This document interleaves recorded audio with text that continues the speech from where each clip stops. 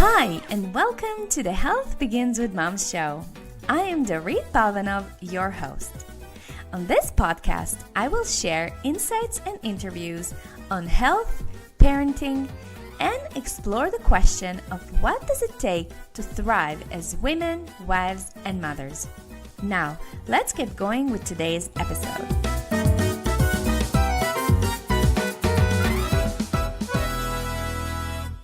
Hey everybody, welcome to another interview in the Health Begins with Mom podcast. This is Dorit Palvanov, your host. I'm so excited.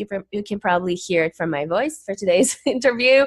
I think it's going to be such an important conversation. Today I'm chatting with Rama Ginde, who is a personal chef and the owner of Wannabe Chef. She's also the creator of Your Cooking Best Friend, which is an online 4 weeks course. And also, the most important title of all is she's a wife and she's a mama of 3, just like me. So I think she gets us. And I wanted to have her on the show. My intention for having her on the show was to get some ideas in terms of, how can we make cooking more fun, easier, enjoyable, and also sustainable. So I'm super excited to dive in. So without further ado, let me introduce Rama into the show. Hi, Rama. Hi, Dart. Thank you so much for having me. That was an awesome introduction. I loved it. Thank you. Yes, I still want you to, to introduce yourself. So tell the listeners who you are and what it is that you do. Sure. So my name is Rama Ginde, and I love cooking, like everything about cooking. So from a really, really young age, I pretty much knew like that was my calling. I grew up in an Indian family. So both my parents are Indian. And the most unique thing about my childhood is I grew up in an Indian family, but in San Juan, Puerto Rico. So a lot of the way, a lot of kind of our culture and our traditions is surrounded around food. So I was kind of jumped into the kitchen at age 6, learned how to make amazing Indian chai. Our family entertained all the time. So that was just part of my life, like my everyday life, right? We had people come over, family members, neighbors, school friends, and we were the house to be at growing up. Like my mom made the best food, right? So of course, right, all the kids want to come over and eat good food. And after, high school, during high school, I realized that you can actually make a career out of cooking, which at that point, it was kind of fairly new, the culinary industry, fairly new. And I say that because a lot of people think, well, if you go to cooking school, you're just going to come out and be a chef and own a restaurant. And that's not true. There's so much more that you can do with a culinary background. And so I went to culinary school at the Culinary Institute of America in Hyde Park, New York. I got my bachelor's there. And throughout college, it just made so much sense to me. Like I was in the right place, that feeling when you know that this is your calling. And throughout school, I met amazing people. I was exposed to so many great chefs, and I learned so many kind of techniques and just, skills about how to be a chef in a kitchen and how to be a chef in a commercial, restaurant or setting. But you definitely don't learn how to be a chef in your own kitchen at home with your own family. So that was something that I really wanted to do. So after school, I worked at a couple of great restaurants in New York City, and I started my business, Wannabe Chef, which is located in New Jersey. And I basically, on a prayer and on a whim, and 8 weeks pregnant, didn't even realize I was pregnant, opened up a storefront, a cooking studio, where I taught cooking classes and offered personal chef services and cooking parties for kids and adults, and whatnot. And then it just grew from there. It's been 9 years, and I love what I do. I create new recipes all the time. I teach parents, moms, dads how to cook. We do a lot of cooking parties. I offer personal chef services. Yeah, I follow you on Facebook too, and I love that so much. I love it so much, and I'm even a little bit kind of like jealous because in a good way. Because I wish I was like as excited and loving cooking as you are. Like, I wish I was that person, because I know what this does for the family dynamics and for the Yes. relationships in the home, right? Like, I just know, I for example grew up with I grew up not needing to learn to cook, right? That's why Right. this is such an important skill. But we grew up with our grandparents, and they cooked, and that nurturing and always like having something ready quickly. Like, I think it's such an amazing thing. And I had to cook as I became a mom. I had to teach myself how to cook, but it's still Right. something I feel like I have to force myself to do. I It's not know, I yet. know. Believe me, I understand how it feels after, being a personal chef and going to client's house and cooking all day. I have to come home and be my family's personal chef, right? I have to get Yes. delicious food on the table. Not that I So yeah, have so to, let's but I talk about want to. that. Yeah, so let's talk about that. I love how you mentioned that, that you weren't taught how to cook in your own homes. And I think all of us, the moms who are listening to the show, we're all really we're just on a mission to create an amazing home, raise amazing kids, and really take care of ourselves in the process, not to forget ourselves, not Of to kill course. ourselves in the process. And cooking is such an important skill. And I talk about this with my clients all the time, the importance. It's even like I view it in my own business, in my own work. I view cooking as almost something that is sacred, right? Because not only that sustains you on a physical level, like nutritional level, but also there is this energy when you're cooking. You're putting your good intentions and good kind of you put your love into it. So I think cooking definitely is something sacred. So I really wanted to get some ideas from you and just pick your brain in terms of like, how can we make this, how can we turn this into something fun? So let's start there. Yes. You came up with so many good points, and that it's so true. Cooking is such an intimate thing, an intimate act of love and care. So I totally agree with you. Totally agree with you. Um, I would say one of my major, and I say major tips, and it's not even a kitchen tip right now. It's more about kind of your mindset about cooking. It's kind of, once you're a mom, you're a family, whether you work or you don't work, it doesn't matter. It's kind of take that cooking and reprogram yourself to cooking 2.0. And I say 2.0 is because we always kind of connect cooking to what we grew up with, right? Like, what did your mom make? What did your grandparents make?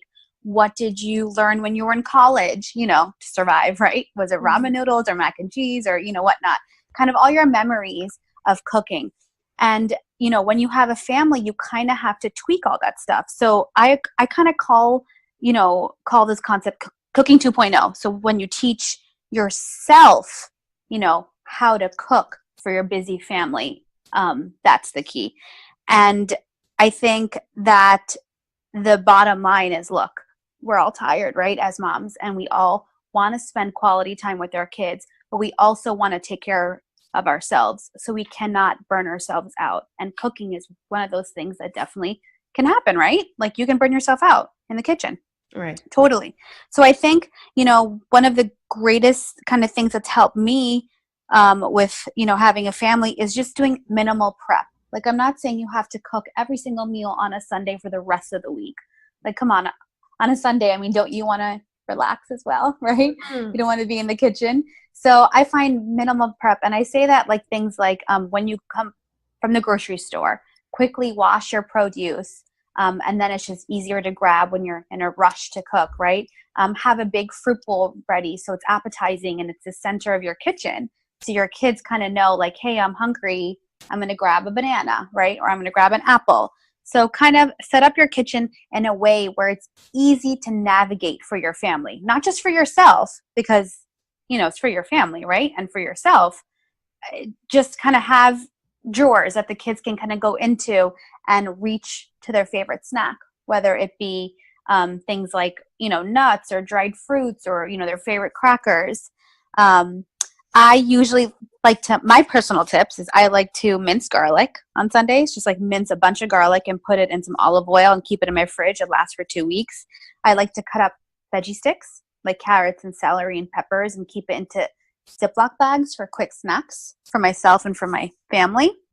And I like to batch cook. Batch cook means large amounts of grains and beans and, kind of have that stuff on hand for recipes for the week. So we're talking about an hour and an hour tops on a Sunday. Right. And I wanted you to also talk about, so you mentioned mindset. I think like I can go as far as like, I'm going to be the really good girl this week and I'm going to make it happen. But then the next week next week comes and it doesn't happen. So there's something that happens in terms of making it a priority, understanding that it's important, putting it on your schedule, just making it a part of your, just regular, not survival, thriving sort of like trajectory, right? And so maybe if you can talk to us a little bit about the mindset, like what can we do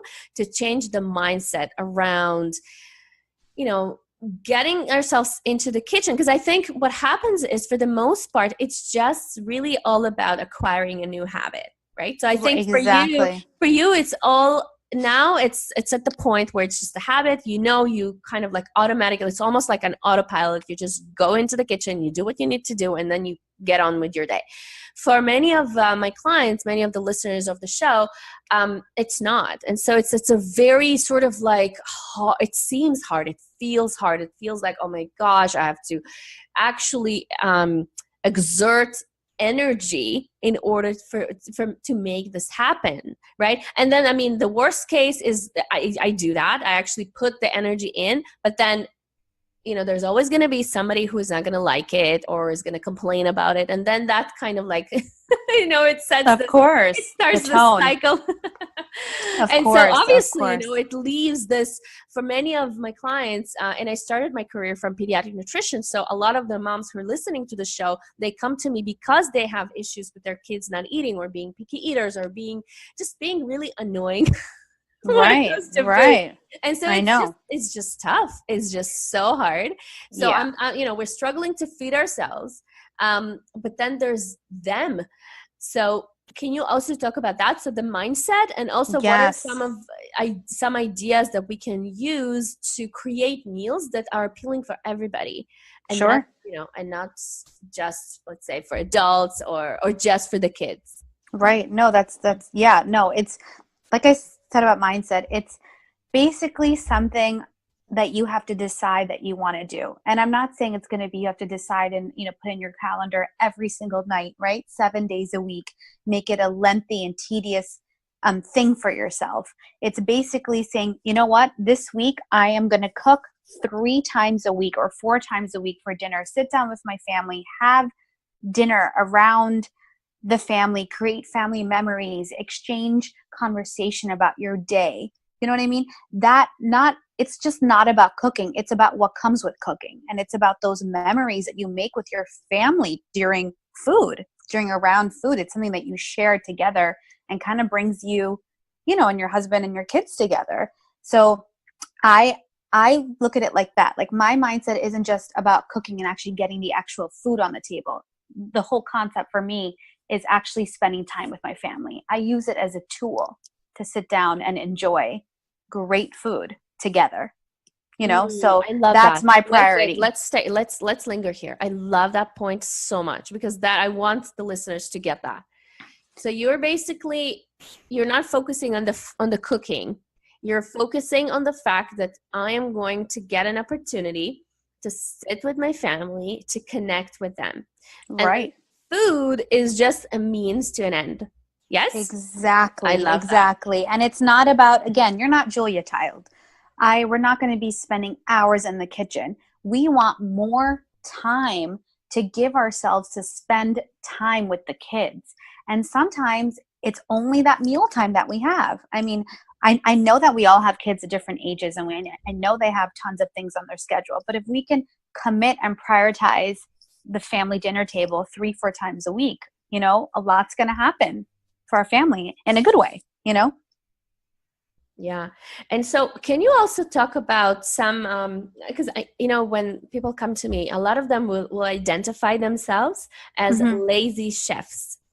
So right. I am a chef. Right. I like cooking, but I'm lazy. You know what? Throw that concept out the window. Honestly, none of us are lazy chefs. It's all about finding the right ingredients or kind of shortcuts at your grocery store, kind of finding like your favorite tomato sauce, that you can pair with maybe homemade meatballs, or finding your favorite salad dressing that has great ingredients and it's clean. And all you're doing is, chopping the vegetables for that.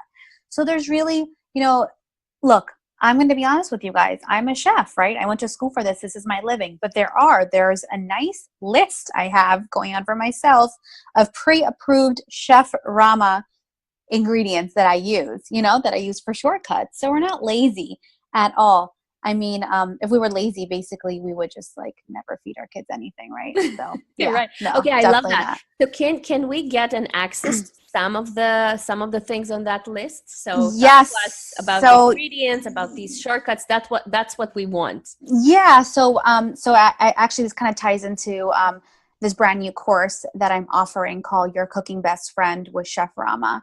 And I've kind of created a 4-week live course. So basically, it's live because we do weekly live cooking sessions, with the group of students that are in the course and myself. You get amazing downloadable recipes that we make, in that live class. Grocery lists that are organized, grocery lists that are customized. So let's just say that you, for example, don't like cheese and you want to omit it from the recipe, or your son or your daughter doesn't like anything green, you know what I mean? Green on their, on their pasta. I give you substitutions for that in each recipe. And then I also give you my favorite store-bought ingredients that I use throughout the course as well. So yeah, that's kind of how you get access, to all the tips and tricks. And really, it's a 4-week course where I am there to support you. I'm there to help you along the way. You are not alone. And I'm helping you because I want you to understand that cooking does not have to be exhausting and long and, annoying, right? It's got to be something where you kind of start creating some sort of relationship with it, right? Like you're kind of dating. Like I want you to date the concept of cooking. And so I want you to date me, your cooking best friend, and hang out with me. And I'm there to support you. I'm right there in your back pocket. Love that. So just so that people understand how it looks like and feels like, can you give some maybe ideas? So you mentioned, for example, your child doesn't like green. So that's right. Me. My daughter, one of them, cannot even stand anything, like not even a dill, to be in her favorite egg salad. Right. So I'm like, okay. And it used to be one of the best way for me to, and she was one of those, she was the kid who loved green smoothies when she was a baby. Mm-hmm. And then somewhere along the line, that's it. Like she just does not want anything that is green. And so what are some ideas that some maybe ideas or things or tricks or strategies that I can use to substitute that greenery? So from my personal experience with 3 kids, I have a 5-year-old, a 7-year-old, and a 9-year-old. And I'm telling you that constant, and I know this may sound kind of redundant, but constant exposure. So maybe have the kids, which I do with my own kids, with my own 3, I have them like break up, like tear spinach leaves, like they're working with arts and crafts and kind of putting, okay, maybe not a handful of spinach in their smoothie, but maybe 1 spinach leaf. 1 is better than 0, right? So kind of the constant exposure. I'll have them, I actually have a garden and I do the garden in my house for my kids for the kind of that exposure. Like we grow parsley and cilantro and lettuce and tomatoes. And I say, this is your baby. This is your project. You guys can do anything you want with it. They've decorated the garden. They're so good at watering the garden, right? They're so curious about what the parsley tastes like. They pick off a leaf, they put in their mouth. So it's, as moms, I know that sometimes it can be exhausting, but it's just keeping that up. And I promise sooner or later it's going to click in their head. And they're going to be like, you know what, Mom, I don't mind if that parsley is in my potato salad. Or you know what, I'll have, instead of 3 spinach leaves for my smoothie, I'll have 10, They're having a great time cutting it or chopping it. So, I mean, it sounds cliche, but it definitely does work. And from my own experience, it really, really does. And it's exhausting. I mean, it's exhausting sometimes, I'm not going to lie. But at the same time, if this is what you want for your children, and if we want to create a healthy foundation and a relationship with food, just like in school when it comes to studying and, academics, we've got to do the same thing at home with them. Yeah. Oh my gosh, it's so true. And I think there was another mindset shift right there that you mentioned. Right. Is that, those kind of things, the things that matter in life, they take time to Of come to course. life, right? And Yes. it takes time to cultivate them. And I think a lot of us, because I think we live in this time of instant gratification, and we want things fast, and we want, we want it all, and we want it now. Of course. And, it's so funny because that's what I'm working on teaching my kids, to kind of, to get away from, just shift away from. And obviously it takes time because they're still kids and they're little. But I'm going to admit, like, I see myself many times expecting things like that, like the things like that to happen quickly. Exactly. And if they, if I give them, for example, like, I work really, really hard, and I've decided to put the time, and time is a very scarce resource for moms, for busy moms. I can tell you that. And I think you understand. And so if I decide to put the time, and I'm going to create this beautiful meal, and I'm going to nourish my family, and then I'm going to serve it, and we're going to connect, and everything is going to be beautiful. I think another thing we have to really, another mindset shift is to just not have high expectations, or not even have any expectations, to just allow things to unfold and happen just the way they're supposed to be. And that's why I said about cooking 2.0, whatever you've learned from before, or whatever you think you have to be doing, throw that out the window.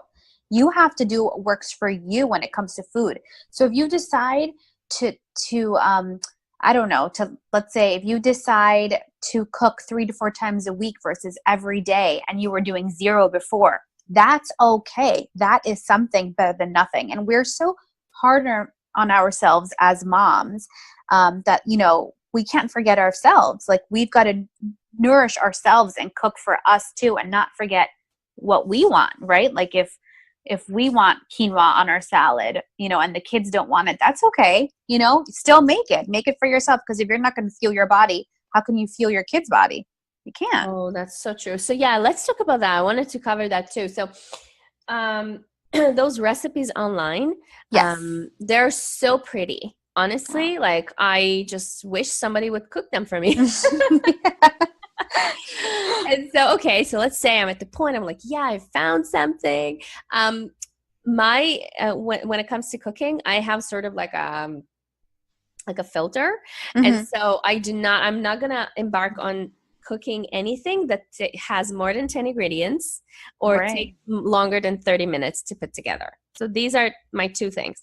So let's say I found something, but then it looks so pretty, and it's like amazingly, obviously, the pictures of food, they're so like, they're designed to make you salivate. And so I'm going to go, and I'm going to put the effort, I make them. But then, there was a problem that, and I noticed it in my own life, and I noticed it with my clients too, is that these recipes are not designed for families. They're not designed for family style. So when I say that, what I mean is basically, you have little kids, and they have different tastes and preferences, and different texture profiles. But then there are adults who, like, for example, us, we love Indian food, and we love spicy, and we love, more exotic food, more adult food. And so what are some ways we can still all enjoy eating, and enjoy cooking, sort of like having, so I want to serve my kids the food that they will eat, and I want to eat myself, what I like, but I don't want to make more than 1 meal. So what are some tips and tricks around that? Right. No, so that's a great question. So I like that. I actually found 2 things about your question that kind of stood out for me. And one, and I'm glad you brought it up, was and this is just my personal experience and dealing with, having lots of clients as families. It's when we label kid and adult food in, our lives, or at a restaurant, or when we watch it on TV, we're already putting that preconceived notion in our children's heads, right? We're already telling them, Oh no, you won't like that because that has peas in it. Oh no, you won't like it. It's not in the kids menu. Now, if we can just step back and maybe think about our childhood, did you have, like, did your family cook different meals for the adults and for the kids? Nope. Exactly. So let's kind of go back to basics. Think about growing up. When I went to a restaurant growing up, there were no such thing as kids meals, right, Dorit? I mean, I don't know if you had the same experience, but there was no specific menu for kids meals. And so it's the kind of the, the way of the world, the way that packaging is going on, the way that marketing is going on, the labels that we're putting on our children from anything. And so one example is food. I don't tell my kids mac and cheese is a kid's meal, or is a kid's food, because I like it too, right? And I'm an adult. So I think kind of, starting off like that, if some of you ladies have little babies, and kind of, that's a great age to start, and you could start at any age, but kind of, not making them the typical kids foods, the plain pasta with butter, or the, whatever it is, kind of start opening up their palate at a very young age and offering them everything that you eat, and of course, look, my 9-year-old goes to school. I send her a salad and she'll eat it at home, but when she's in school, she's like, Mommy, my friends are like, ew, what is that? Right? So it's like peer pressure. But the whole point is, just like anything, we just have to give them the confidence. We have to give them the positive self-esteem about their food choices. That's crazy to talk about, right? To think about, but it's the truth. It is the truth. It is so true. I mean, and I think, tips like, we want our children to eat, and they have to eat food, right, to survive. So I think it's important is, if you can choose a recipe that that your kids like, and you like, cook those, kind of change it up a little bit, add stuff to it, take away stuff to it. Like in my house, they love tacos. So if I make anything that's wrapped in a tortilla, I don't know, they're going to go for it, right? They're in love with it. So, maybe I like to add like jalapenos and radishes on mine, and my kids don't. That's okay. I pick and choose my battles when it comes to things like that. It's a very minuscule thing, to take away or to add on in a dish like that. Yeah. I love it so much. It's so true. I never even thought of that when we were growing up. Well, first of all, let's start with the fact that there weren't as many restaurants when we were growing up. Yes. And also, my parents couldn't afford to go to restaurants. I know. That concept of kids menu it didn't even exist. Right. But at the same time, I think this concept is also perpetuated because of, the birthday parties and the kids events or the school, because for the most part, it will be those foods that are limited, and they're going to be the same foods. For example, I'm going to give you something. Yesterday, we went to a birthday party, and my daughter was actually excited about the pizza, not about the party. Right. So she already knew that pizza is going to be served, because it's been it's been 6 years we're going to birthday parties, and every single time there's pizza served. It's sort of like a given that in a birthday party there's going to be pizza served. Right. I know. I mean, and ideal world, look, we can all say, oh, it shouldn't be served, or you know what I mean? There are so many kind of things and nuances that kind of go with this concept. But I think going forward, and even right now, if we can do these small changes at home and having conversations with the kids about food. I mean, not just like, hey, what kind of cupcake or cake do you want for your birthday? But really having conversations about where does food come from, going to visit farms, taking them to the grocery store with them, even having them watch you cook. I mean, my kids watch me cook and they're like, Mommy, what is that? Slowing down and just having them observe you. And then, you know what? It's not even related to cooking, but taking them out for a meal to a nice restaurant. That in itself is huge. Having them kind of understand the whole concept of how there's a team of people cooking their meal for them, and how they want them to appreciate food and art and stuff. So I think there's a whole conversation that has to be had about food.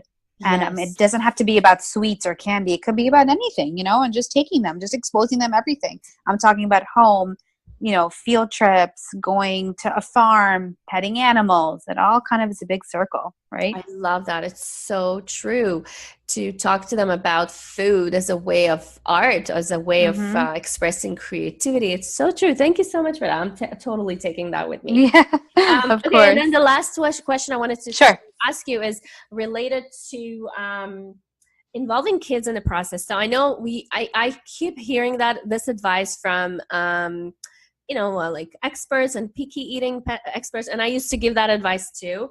But honestly, after years of doing that, and now I have three, it's so overwhelming to involve them in the kitchen, in the cooking process, and I know it's very, very helpful in terms of making food more appealing and increasing the probability of them trying and tasting.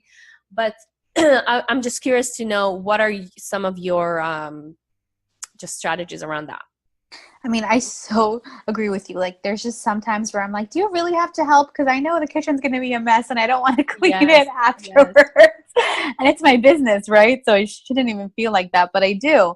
So, I mean, like I said before, I think even I have my kids, like, they'll be around in the kitchen when I'm cooking and they're watching me and they're asking me and they're pulling up the stool and they're just observing. I think that in itself is powerful. They might not have to, want to be involved in the actual cooking part of it. But if they want to just kind of hang out with me and talk to me, or if they're dancing in the kitchen while I'm cooking, that's them being around food, not directly, but indirectly. So again, it comes to that exposure, right?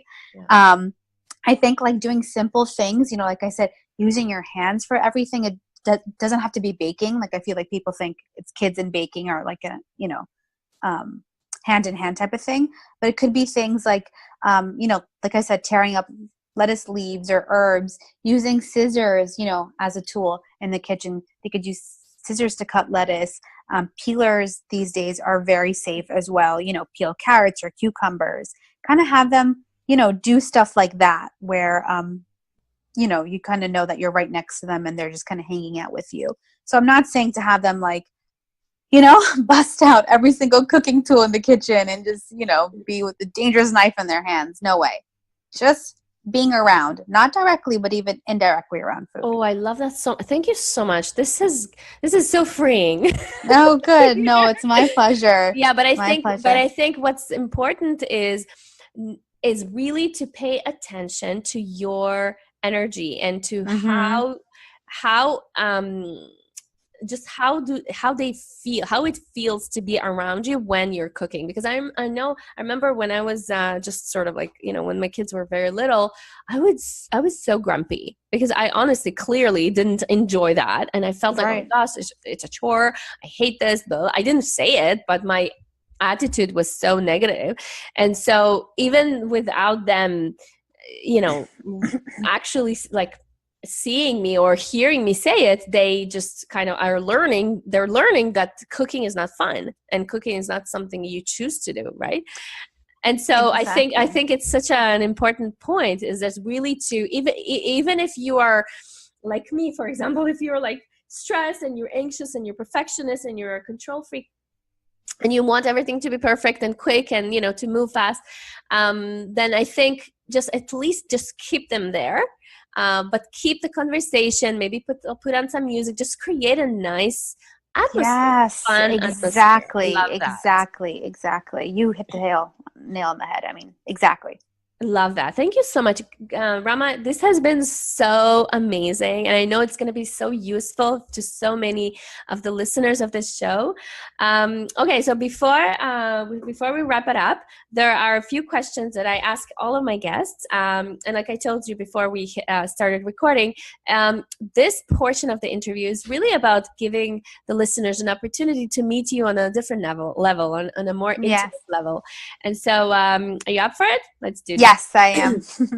All right. So the first question is, this show is all about inspiring mothers to thrive as women and wives and mothers.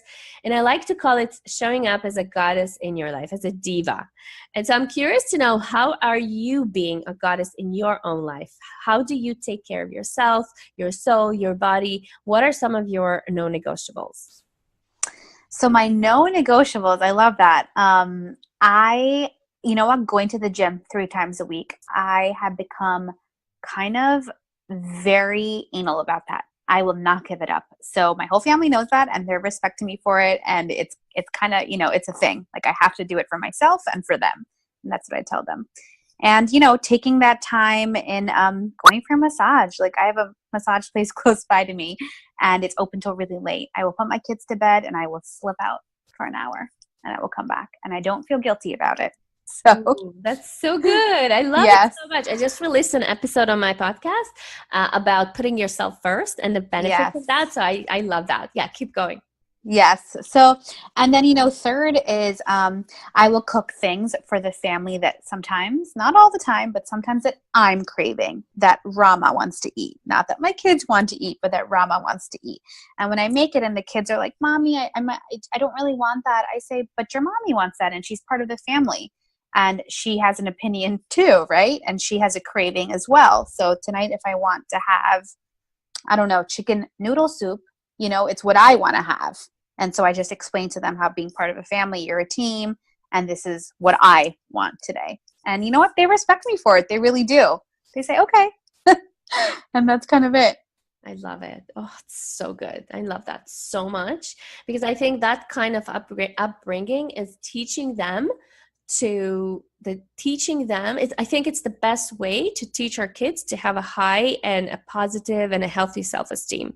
It's because through the process of seeing us making a point of our life, that we matter, that we appreciate ourselves, that we love ourselves, that's the best way to teach them, right? So many parents ask, like, how can I raise a kid with a high self-esteem? First of all, start with how you're viewing yourself, right? So I love that so much. All right. Second question. In one sentence, what is your vision for your life? What are you creating in your home and with your business? What is your life's purpose? Oh my gosh, that's a hard one. Well, it's a hard one because I have to put into one sentence, right? Right. But I am creating a vision of food, eating, and cooking for yourself and for your family. A timeless concept. It's nothing new. It's nothing that's kind of record, breaking. It's an old, true concept. Food, cooking, and eating, and making memories with your family about it. Oh, that's it. So good. So good. The best ideas are the shortest. Exactly. All right. Number 3. What advice does your now mom self would have given to your pre-mommy self? Oh my gosh. My now mom self to my pre-mommy self. You know what? Don't judge other moms until you're in it for yourself, right? So pre-kids, you could say, I will never feed my kids this, or I will never run around feeding my kids while they're running around. I'm going to have to make them sit on a table and eat. You know what? No, that's crazy. That's like nuts. So I think that judgment, right? You can't judge until you're actually in it. You can't. So true. It's so true. And I've done that so many times before. Yeah, we all have. We're all guilty of that, right? I know. And I view myself like I'm just observing myself, and I'm so much more compassionate now. And I'm like, I almost want to just jump on them and just hug them. That is so true. I actually watched my nephew this weekend, and my sister, that's her first baby. He's 1. And I just totally understood her feelings, and kind of, she was going away for the weekend, and I had him, and she was like, I'm having the best time because of you. And I said, I just want to hug you to tell you that go have that great time, because you're never going to have this time again. Your kid's never going to be 1. You're never going to really be away from him and know how much he means to you. And she came back thinking, I had the best time, knowing that he was okay, but knowing that, I did this for myself. Yeah. Oh, so good. Okay. Question number 4. Moms. Sure. So complete that sentence. Moms should invest in themselves because moms should invest in themselves because we are the sun of our family. All the kids and our husband orbit around us. We're the sun of our family. Love it. Yeah. Okay, 5th question. I like to keep it real and show listeners that even though someone is an expert in one area, they might be struggling with other things. So what are some of your current challenges as a woman, wife, and a mother? Ooh, I have a lot of them, but I'm just going to give you my top two. So my current challenges. Well, my current challenge is actually when it comes to having time to self-reflect and spending time with myself. I struggle with that. Like I really do. Although I say, I go for the massage and I try to do the gym, but really kind of meditate and reflect. I almost sometimes feel guilty. So I definitely would like some support in that arena, kind of having a little guidance, in that and know and what to do and how to do it when it comes to self reflection and meditation and stuff. And I also would love a trainer. Oh my gosh, if someone was amazing at like giving me some great guidance when it comes to exercise, I would love to get out of my comfort zone when I'm working out, because I don't do that. I kind of stay in the things that I feel comfortable in knowing how to do. Love that. Yeah. All right, last question. Not every woman is a mother, but every woman is a daughter. How do you think your relationship with your mom helped to shape who you are today? My mom is my inspiration. She's the reason why I'm in this career. What I do. I mean, from a young age, it was just this constant love and appreciation for food and cooking. And because it was such a big part of our lives, and we had such a unique childhood because of, where we lived and where we came from, it was kind of something that really tied us together as a family. It really did. So she's my inspiration for everything that I do. And the mom that I am today is a lot of who she was towards her children. So yeah. Oh, I love that. Rama, this has been so much fun, and not just fun. It was really like useful stuff to me, and I know for many of my listeners. So before I let you go, can you please share with the listeners where they can find you, where can they connect with you, maybe your social media handles, and also that course, the 4-week course, if you can also share when is the next time you open it for enrollment. So Sure. Now is the time for all of that. Yeah, sure. So it's very simple. My website is called wannabechef.com, like a bumblebee.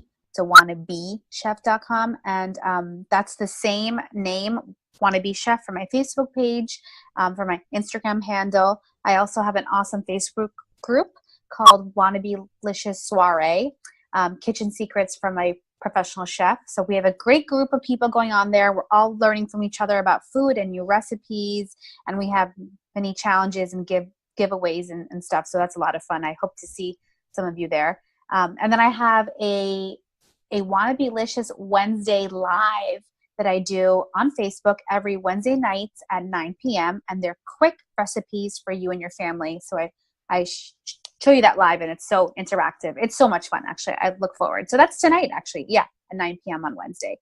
And last but not least, my brand new cooking course, Your Cooking Best Friend, which is found on my website. There's a link for it there. And it's a 4-week course. It's a rolling course. So basically, we kind of do it in batches. So it's first come, first serve. If we have a minimum of 5 people, we run a fresh new batch every time we get the first 5. So yeah, that's kind of it. Awesome. Rama, thank you so much. Thank you so much for being true to yourself, to your passion, to your calling. And thank you so much for inspiring others in the process, other families in the process. No, my pleasure. Thank you for having me. I had such a good time. It was so great just to talk about it. Thank you. Awesome. Thank you. Okay. Bye. Thank you for listening to the Health Begins with Mom show. I love hearing from you, so please post your comments and questions over at healthbeginswithmom.com/podcast. If you love the show, please share it on social media and in your real life with other moms who might enjoy this content. And if you have a burning question or topic you'd like me to hit on the show, just drop me a line at dorit@healthbeginswithmom.com. And if you love this show and really want to support it, please go to iTunes, write a review, and subscribe. Thank you so much for listening, and I'll catch you next time. Much love and many blessings.